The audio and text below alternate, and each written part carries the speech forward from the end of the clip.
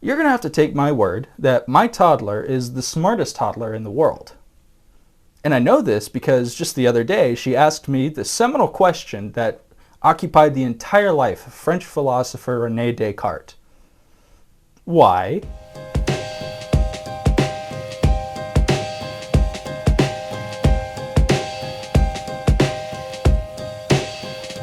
As long as we've realized that we feel certain ways about certain actions, people have been asking, why?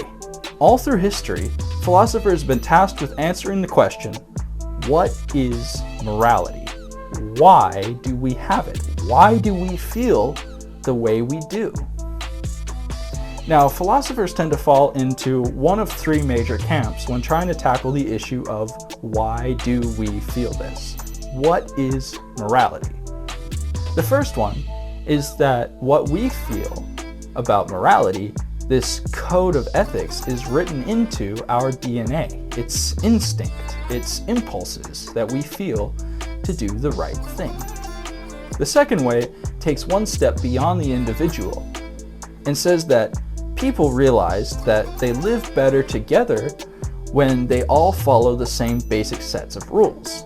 So society's self-imposed rules that everyone could follow in order to live a happy, prosperous life.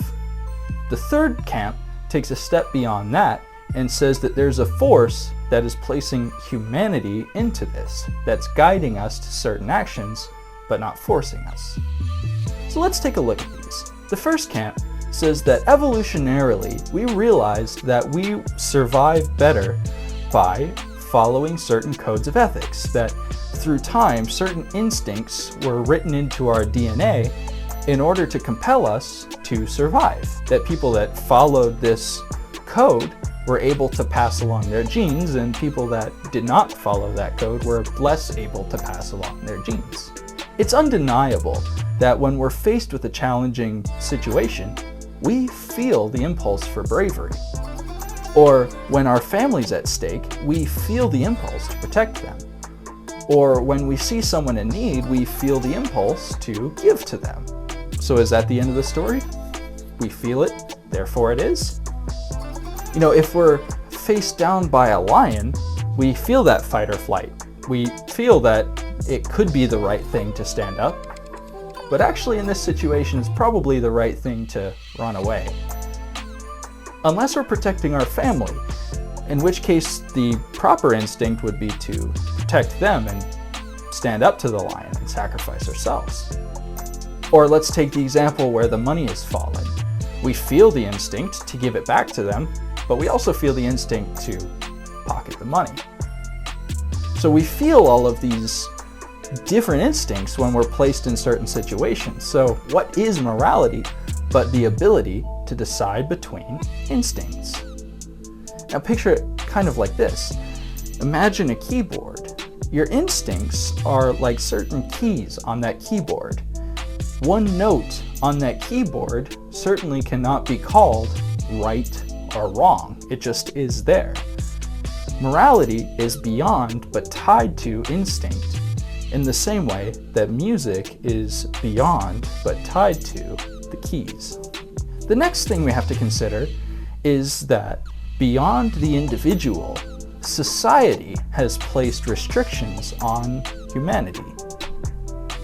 Now, let's say that song is dictated by society. We've learned that we live together better and prosper when we're all following the same basic sets of rules and principles. So is it possible that society has placed those restrictions on us and that's where the buck stops? Now, it does make sense. We do all live better together when we follow a certain set of principles. I know I can thrive if I know that my neighbor is not going to steal from me. But let's take the instance of the lion, right? If my goal is to live a happy, fulfilled life within a society, then why would I sacrifice myself for another person? Why would I stand up to the lion to let another person walk free? We know instinctively that we should, and the societal reason leaves us lacking. We will not be happy if we're mauled by a lion. We will not live a fulfilled life if we sacrifice our own happiness for someone else's.